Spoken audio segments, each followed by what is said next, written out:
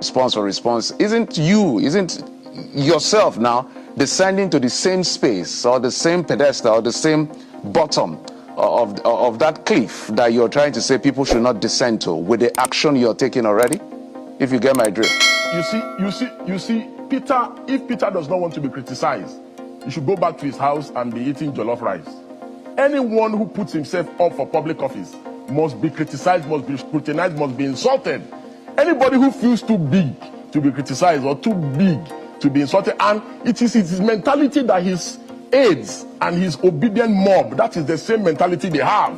That, oh, our candidate cannot be criticized, but Tinubu can be called a drug lord, Atiku can be called a looter, a thief, but our candidate cannot be criticized. Supreme Court judges can be named and shamed. Court of Appeal judges can be intimidated and criticized and even say they should go and lynch their children. You understand? But our candidate, we draw the line when our candidate is involved. So this is the political hypocrisy of these political extremists that we must never allow in our polity. We saw it under the Buharis. They didn't want anybody to criticize or analyze their candidate. And it is the same thing. Mr. Peter was the one that put himself up to be president. If he doesn't want me to criticize, I'm not insulting any obedient, I'm not insulting anybody. It is the man that has put himself up for president. I'm analyzing. I'm saying that, oh, as governor, you did this. You went around churches in this country to go and say church should take back their country. You spoke with Bishop Oyedepo and said that the election is a religious war. Therefore, you are a religious bigot. There's nothing I'm saying that is not in public domain. There's nothing I'm saying, or there's nothing I've said, or the things I've said. The only thing else that I forgot to say is that he's a political prostitute, which I've now added. So you should add it to the suit. Well, there is a general saying that if you cannot beat them, you join them. But in our Nigerian setting, what this means is that if you cannot be as bad as them, you join them to become a bad person. This saying is never used in the context of a good person. In Nigeria, if you cannot be a good person, you destroy the good people around you. That is why our country is in a mess, because we keep pulling down the good people. The people we celebrate in this country are the bad people, the people that destroy our country, the people that loot our treasury. Look around you. You will notice that majority of the politicians that are getting the praise and hype before now were bad politicians. Politicians that are looting our treasury. Politicians that are destroying and destabilizing our country and economy. But all of that seems to take a twist and turn prior to the 2023 presidential election, when Mr. Peter Obi came to the fore. When Mr. Peter Obi announced himself as a presidential candidate, everything took a turn. For the first time in the history of the Nigerian political scene, we saw an untainted and an upright politician. We saw a politician that is free from corruption. We saw a politician that will challenge the establishment to go and dig out and investigate any form of corruption against him. Until date, the establishment is here to find any single atom of corruption in Mr. Peter Obi. For the first time in the history of this country, we are seeing a politician that is dedicated in destroying the establishment, the structure of criminality, political rascality, and government wastage. These are traits of Nigerian politicians. They are known for this. They live by this. They practice this. This is their everyday life. And someone from the East, an Igbo man, a region that is regarded as a politically less privileged region, is coming to destroy what we are known for, what we have lived for, what we have built our career for. No, that will not happen. They initially took Mr. Peter Obi for granted. They did not believe that he's going to cause any upset. They didn't believe he's going to pull out a strand of hair from their head. They started taking him serious after the result of the 2023 presidential election. Of course, INEC announced that Bola Ahmed Tinubu won that election, but we all know who won that election. Mr. Peter Obi won the 2023 presidential election, and that was what broke the camel's back. That is when they started taking Mr. Peter Obi serious. Not just the presidency, including the opposition politicians. They started attacking Mr. Peter Obi. And the best way they could attack Mr. Peter Obi successfully is to recruit miscreants, social media miscreants, people who call themselves activists. And the most unfortunate aspect of it is that most of these people attacking Mr. Peter Obi were once supporters of Mr. Peter Obi. How come all of a sudden they started attacking Mr. Peter Obi? All of a sudden, you have Reno Omokri, who once admonished and admired Mr. Peter Obi, now attacking Mr. Peter Obi.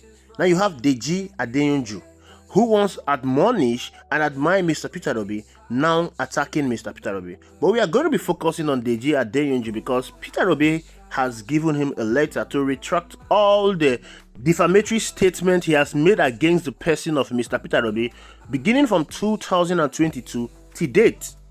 I specifically mentioned 2022 because it's significant. That was the year Peter Obi announced his entrance into Nigerian politics in the national scale. Of course, Peter Obi has always been around. He served as a vice presidential candidate to Atiku Abubakar prior to the 2019 presidential election. And in 2023 presidential election, he decided to contest as a stand-alone president. So it is not surprising that all this level of attack against the person of Mr. Peter Obi is coming after he left the people he was with and decided to be on his own to contest as president of the Federal Republic of Nigeria. But rather than retracting those statements, Deji Adeyanju has rather gone on national television and repeated everything he has said against Mr. Peter Obi, all the defamatory statements, all the allegations he has leveled against Mr. Peter Obi. He has taken it mainstream. It shows that Deji Adeyanju is not working alone. Whatever he's doing is a calculated attempt to rubbish the person of Mr. Peter Obi. Remember I said in Nigeria, if you cannot be like a good person, you rather go and destroy that good person. The Nigerian political establishment will rather not be like Mr. Peter Obi. Rather than being like Mr. Peter Obi, someone whom millions of Nigerians admonish, someone whom millions of Nigerians want to be the president, someone whom millions of Nigerians are seeing the difference from what they have been seeing before in our political landscape. Rather than being like him, they will rather destroy him. They will take him out of the political scene so he doesn't destroy what they are known for. So he doesn't destroy what they have built. He doesn't destroy what they are benefiting from. It is quite unfortunate that they are mentioning the name of Mr. Peter Obi and Deji Adeyanju. Deji Adeyanju. That is an insult to the person and personality of Mr. Peter Obi. We are talking about Mr. Peter Obi, a successful businessman, a successful politician, one of the best breed of politicians this country has ever produced, someone that shook the foundation of the establishment. But this is what Nigerian politics is all about. Nigerian politics is a leveler. It brings you to the mud. It exposes you to outright ridicule. Imagine someone like Deji Adeyanju going on the national television to call Mr. Peter Obi a fraud. We are talking about someone that was incarcerated for murder. Oh, you think he's an activist? Let me give you a brief history about Deji Adeyanju. In 2005, while studying at Bayero University in Kano State, Deji Adeyanju was arrested alongside 3 others on charges of murder. The case stemmed from a killing that drew significant public attention at that time. He spent 4 years in detention from 2005 to 2009. Guess the lawyer that defended him in that case? Of course, Festus Keyamo. And guess the person that provided the financial support for Deji Adeyanju case? Of course, Atiku Abubakar. I hope you're getting the drip. We are getting there. Of course, he was finally discharged and acquitted by the court. But his acquittal wasn't solely a product of legal proceeding. It involved influential figures who played pivotal roles in his defense and subsequent freedom. I mentioned Festus Keyamo and Atiku Abubakar. Festus Keyamo is now the Minister of Aviation and Aerospace Development under President Bola Ahmed Tinubu. Atiku Abubakar has been vying to become the President of the Federal Republic of Nigeria. As it stands now, the only way he can become the President of the Federal Republic of Nigeria is if Mr. Peter Obi agrees to become his vice presidential candidate. Of course, that has been a topic of hot debate. In 2018-2019, Deji Adeyanju was rearrested for that same murder case and incarcerated in a Kano prison. It was this same Atiku Abubakar that came to his rescue again. Deji Adeyanju, who was prosecuted for murder, has now rebranded himself as an activist, claiming scent, someone who rejected a so-called bribe from Mr. Peter Obi, a murderer that was incarcerated, is now calling another person fraud. Even though he calls himself an activist, but you can see that he is working to pacify those who helped to get him free from prison. Adeyanju's life after he left prison reflects a commitment to honoring those who aided him. He clearly stated that if the opposition presents Mr. Peter Obi as their presidential candidate, he will vote for Bola Ahmed Tinubu. That is a subtle endorsement of Tinubu's government. What he's saying is that if the opposition do not present Atiku Abubakar as their presidential candidate, he, Deji Adeyanju, will vote for Bola Ahmed Tinubu. That means if the opposition presents Atiku Abubakar, he will support Atiku Abubakar.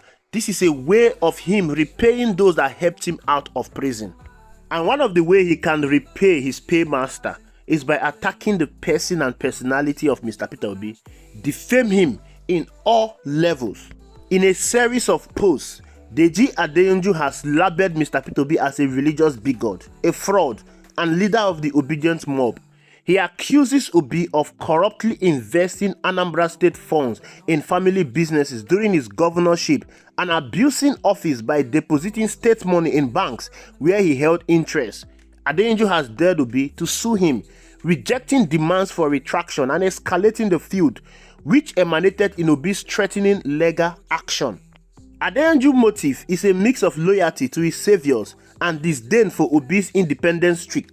Peter Obi, who famously pledged no shishi, no money to influencers during his campaign, represents a threat to the cashivist ecosystem people like Adeyanju, Reno and Omokri navigate, with no personal favors from Obi, unlike the aid from Keyamo and Atiku Abubakar. Adeyanju views Mr. Peter Obi as an outsider unworthy of support. Peter Obi's rise to politics is a threat to what people like Adeyanju, Reno or Omokri enjoys. By defaming, ridiculing and tarnishing Mr. Peter Obi's image, Deji Adeyanju is pacifying his benefactors, ensuring their political relevance while undermining a rival who embodies grassroots change without a baggage of traditional patronage. If you can't be like them, you destroy them. This is what is happening. Deji Adeyanju is not working on his own, he's working on an order. He has initially denied all the allegations he leveled against Mr. Peter Obi, as you can see in this screenshot. But he's still emphasizing the same allegation he has denied. As someone that claimed to be a lawyer, Deji Adeyanju should know best. He should know that he is swimming in a murky water.